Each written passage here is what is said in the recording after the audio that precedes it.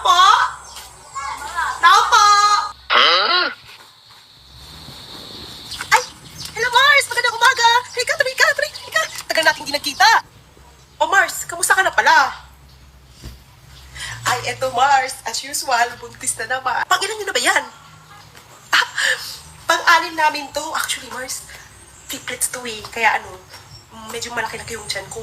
Eh, ito naman kasing si James. Naghanap siya ng babae. Eh, 5 na yung lalaki namin. Eh, eto, triples dito, Mars. Puro lalaki. Kaya ayan, naghanap siya ng babae. Eh, alam mo na, pagbigay yung Mars mo. Kaya, go lang. Nakakarami na kayo sa kakanta yung anak babae, ah. Oh, ikaw naman, Mars. Kamusta ka naman?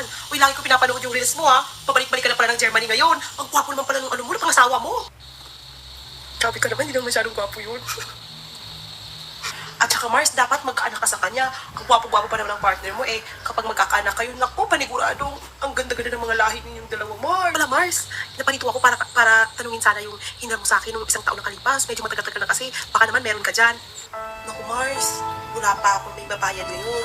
Alam mo naman, mga anak na ako soon. Nag-iipon kami. Eh, kung babawasan ko yung ipon namin, hindi namin kakasya. Alam mo naman yun, medyo mahirap yung buhay. Kasi po mo naman ang singilin yun. Ikaw naman, parang hindi ka nang galing sa Germany. Tsaka marami-rami ka na sigurong naiipon kasi nga nakikita ko nagtatrabaho ka na pala doon. Caregiver.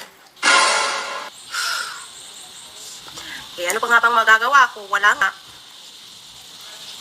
Ako, Mars. Salamat ha. Salamat sa pag-intindi. Ay, Mars. Kukunin pala kitang ninang ulit dito sa mga babies ko, ha?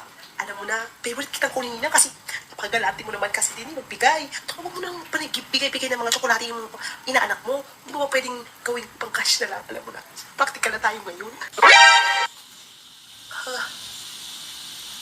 Sige, Mars. Sige, kailangan ko na palang umalis ha. May date pa ako. Bye.